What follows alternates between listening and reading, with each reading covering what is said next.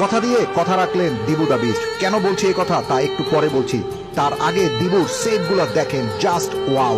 কোনটা ছেড়ে কোনটা নিয়ে কথা বলবেন, সবগুলোই যেন আগুন সেভ।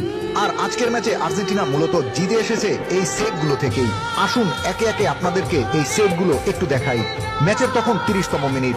30তম মিনিটে ব্রেল অ্যাম্বোলো একা ঢুকে গেছেন ডিফেন্স ভেঙে, সামনে শুধু দিবু। স্ট্রাইকাররা এই পজিশনে গোল করতে ভুল করে না, কিন্তু মার্টিনেজ গোল পোস্টে পাহাড় হয়ে দাঁড়ালেন, একটু জায়গা দিলেন না। অ্যাম্বোলোর শট দিবুর গায়ে লেগে যখন ছিটকে গেল, সুইসদের সেমিফাইনালের স্বপ্ন যেন ওইখানেই শেষ হয়ে গেল। এবার আসি ম্যাচের 35তম মিনিটে। 35তম মিনিটে লং রেঞ্জের করা সুইসদের ফ্রি কিকটা মারাত্মক বিপজ্জনক ছিল, গোল হতে পারত সেখান থেকেও, কিন্তু দিবু শূন্যে লাফিয়ে বলটা ধরে ফেললেন। এবার এই ফুটেজটা দেখুন, এটি 49তম মিনিটের ফুটেজ। ম্যাচ তখন 1-0 এগিয়ে আর্জেন্টিনা। আর্জেন্টিনা সুতোর উপরে ঝুলছে, সুইস স্ট্রাইকার বক্সে একা। গোল লাইন ছেড়ে চিতার মতো বেরোলেন দিবু, শটটা ব্লক করলেন নিজের সবটুকু উজাড় করে দিয়ে। এখানেই শেষ নয়, গ্রানিত জাকা শট নিলেই গোল। 30 মিটার দূর থেকে মাটি ঘেঁষা এক বুলেট ছুড়লেন সুইস অধিনায়ক।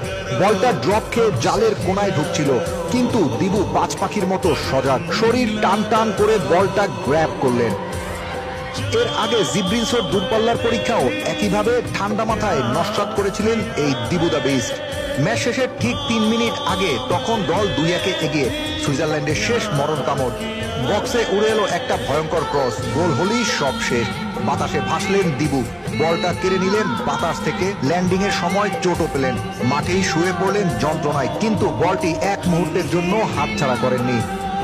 বুক দিয়ে চেপে ধরেছিলেন আর্জেন্টিনার সেমিফাইনালের টিকিট। এবার বলি আপনাদের দিবু কিভাবে কথা দিয়ে কথা রেখেছিলেন।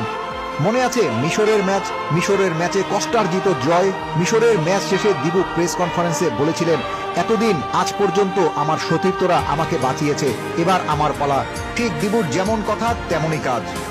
120 মিনিট 4টি ডেডলি সেভ, সুইজারল্যান্ড মরিয়া, আর্জেন্টিনা কাঁপছে, কিন্তু দিবু আছেন। মুকুট ধরে রাখার মিশন এখনো বেঁচে আছে শুধু এই একটা মানুষের জন্য, ব্যাস সেমিফাইনালে আর্জেন্টিনা।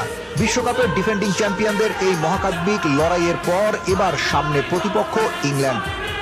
এরকম পারফরমেন্স চললে ফাইনাল হবে আবারও, সেই ভরসা কিন্তু রাখাই যায়।